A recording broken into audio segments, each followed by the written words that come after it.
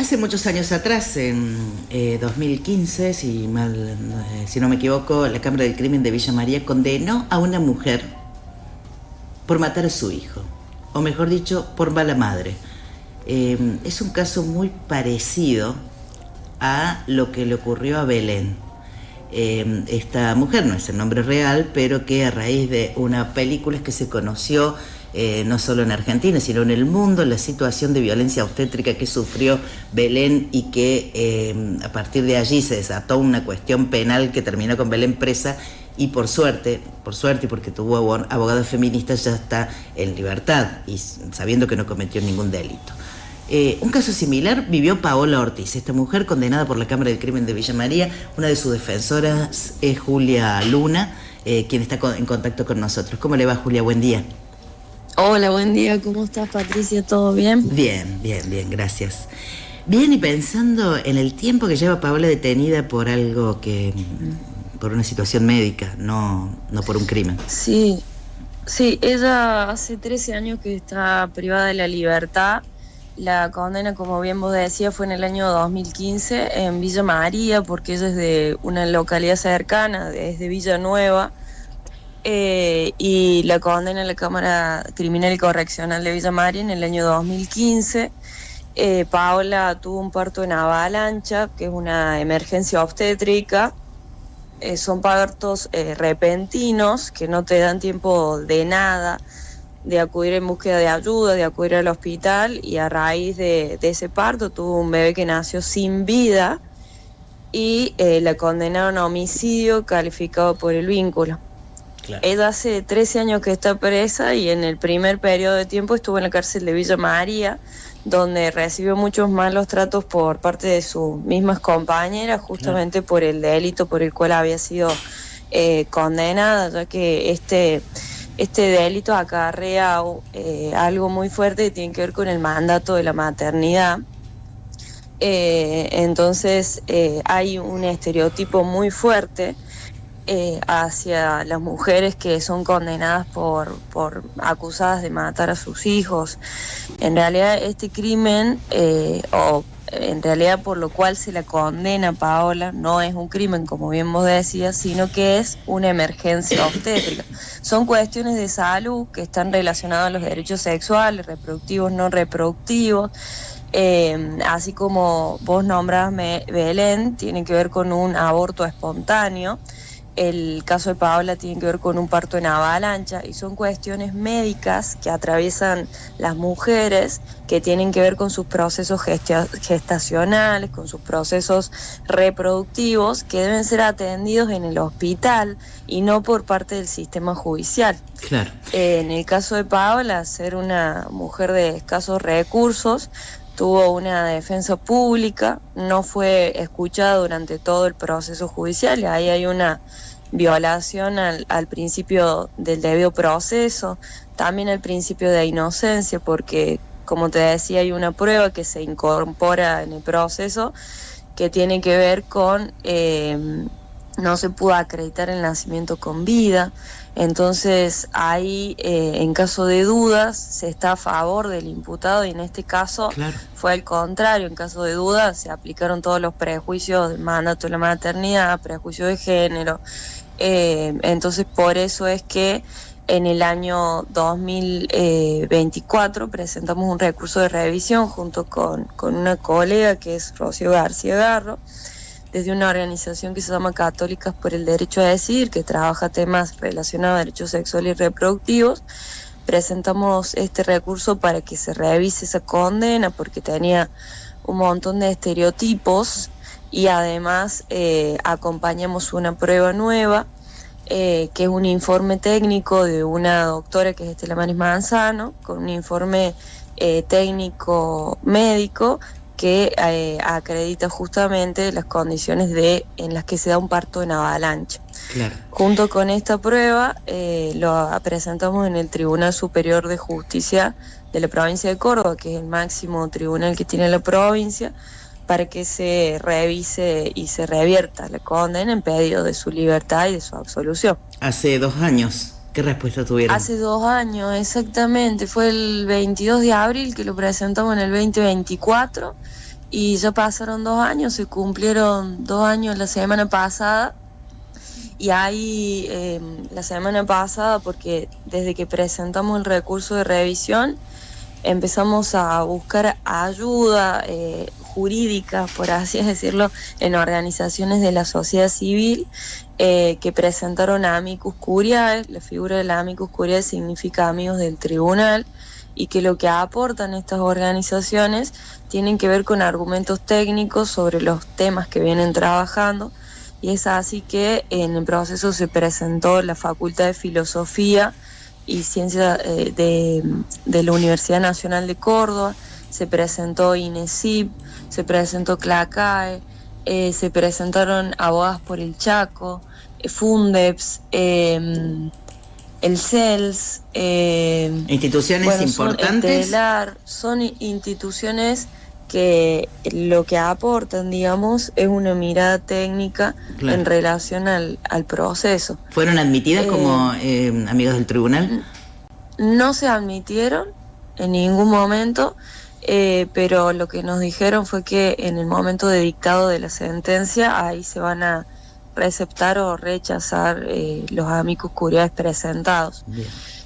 Sí son estrategias que tienen que ver con una defensa técnica feminista que apela, digamos, a las organizaciones de la sociedad civil y a la comunidad, en el sentido de la búsqueda de la justicia. No es solamente una defensa legal, sino que se basta del movimiento feminista, el movimiento de mujeres y de las organizaciones de la sociedad civil para buscar una incidencia en uno de los poderes más fuertes que tenemos, que es el Poder Judicial. Bien.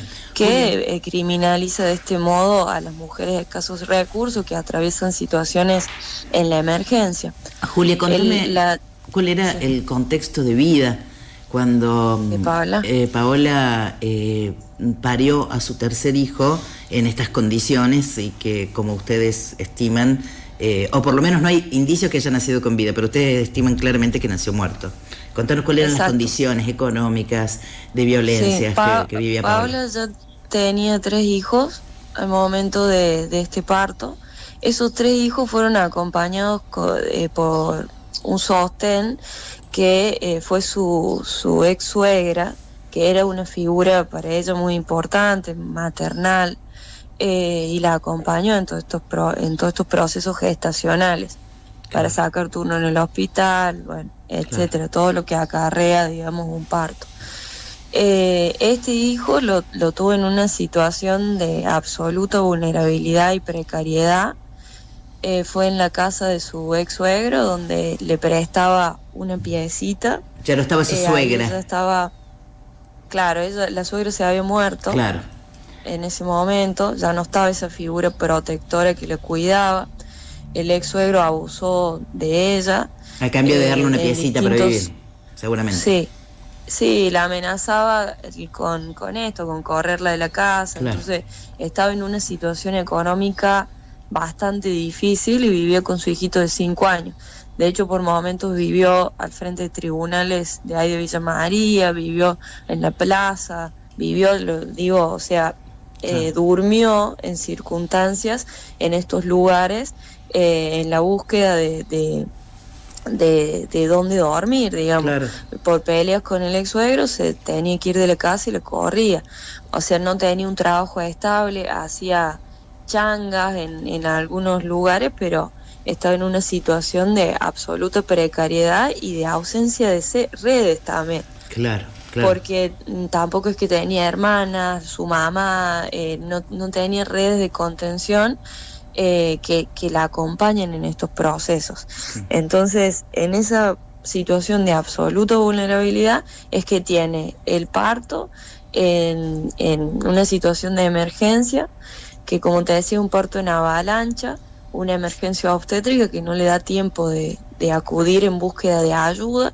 Estaba con su hijito de 5 años, al cual también debía cuidar. Y bueno, a raíz de este proceso, a raíz de este parto, es que la condenan y la condena por parte del tribunal con jurados populares en Villa María fue bastante prejuiciosa, bastante criminalizante, y el fiscal actuó, digamos, de una forma deficitaria, con una mala actuación por parte de la fiscalía, quien, como te decía, no buscó la verdad real en el proceso y no buscó otra línea de investigación que no sea la culpabilización. Claro. Otra línea de investigación son los casos de emergencia obstétrica. No es la única línea la culpabilización de la persona. Claro. Y la defensa que tuvo también fue deficitaria porque podrían haberla defendido desde la absolución con una prueba clara, que era la falta... esta prueba, que es la autopsia médica forense, que acredita que no nació con vida. Entonces esa prueba te permite ir por el lado de la absolución. Claro, si no nació con vida no mató a nadie. Fueron por un homicidio culposo, no buscaron la absolución, no dejaron que durante todo el proceso judicial hablara. Entonces el derecho a la voz y el derecho a ser oída por parte de Paola no estuvo presente en todo el proceso, actuando en incumplimiento del debido proceso, que es un principio constitucional.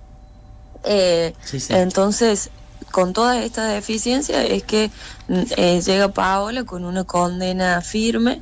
Nosotros la conocimos cuando ella ya hace 11 años que estaba privada de la libertad. Entonces nos encontramos con esto, con una condena firme y con una condena muy injusta, con estereotipos de género, sin haber tenido en cuenta esta situación de vulnerabilidad en la que estaba Paola, aplicando estereotipos de género. Por ejemplo, en la sentencia se nombra que ella no cortó el cordón umbilical, que no prestó asistencia médica, es decir, se le pide expertise técnica médica a una persona que no ha terminado la primaria. Yo no sabría cortar un cordón umbilical ni propio ni ajeno, porque no es mi área de conocimiento. Claro, es una locura. Claro, me imagino Paola sí, rodeada de personas para identificarlo con trajes para la mayoría varones y diciéndole mala madre, mala madre, mala madre, y terminando con una condena. Debe ser realmente muy difícil. Por eso ustedes ahora están haciendo una campaña pidiendo la libertad de Paola. Ya pasó 13 años presa. Sus hijos, que eran pequeñitos, son grandes. ¿Qué posibilidad hay que Paola recupere la libertad? Bueno, estamos haciendo todo y más de lo que está a nuestro alcance para que ella recupere la libertad, pero esa decisión la tiene el Tribunal Superior de Justicia. Claro. Nosotros creemos que sí hay posibilidades, que la demora en el tribunal de 2 años lo vemos no necesariamente como algo negativo, porque no lo rechazaron al recurso de entrada, que era algo que podría haber pasado, sino que lo que nos dicen en el tribunal es que lo están evaluando, que lo están estudiando. Ya pasó mucho tiempo y eso sí nos parece bastante grave y algo a recalcar, que es que el tribunal ya hace 2 años que conoce y que tiene ese recurso de revisión para revertir y para revisar la prueba nueva que le incorporamos, y todavía no se pronuncia. Entonces sí, ya nos preocupa el tiempo transcurrido y que no haya respuesta por parte del tribunal. De no haber cambios, ¿cuándo Paola estaría en condiciones con esta condena de salir en libertad? ¿Cómo? No te escuché. No, digo, de no haber cambios, no haber resolución del Tribunal Superior, bueno, ya con 13 años presa, ¿cuánto le falta para salir en libertad con la condena actual? Le faltan aproximadamente 12 años. Una barbaridad.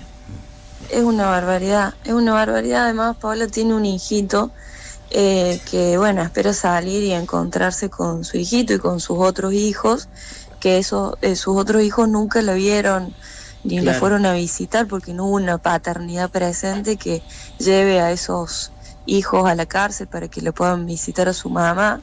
Sí, algo del caso que es importante, a diferencia de Belén, es que en el caso de Belén se utilizó un nombre ficticio, que es por lo general en los casos de litigios estratégicos se utilizan nombres ficticios para no de nuevo revictimizar a la persona. En el caso de Paola ella nos pidió que utilicemos su nombre cuando le consultamos cómo quería que visibilicemos el caso.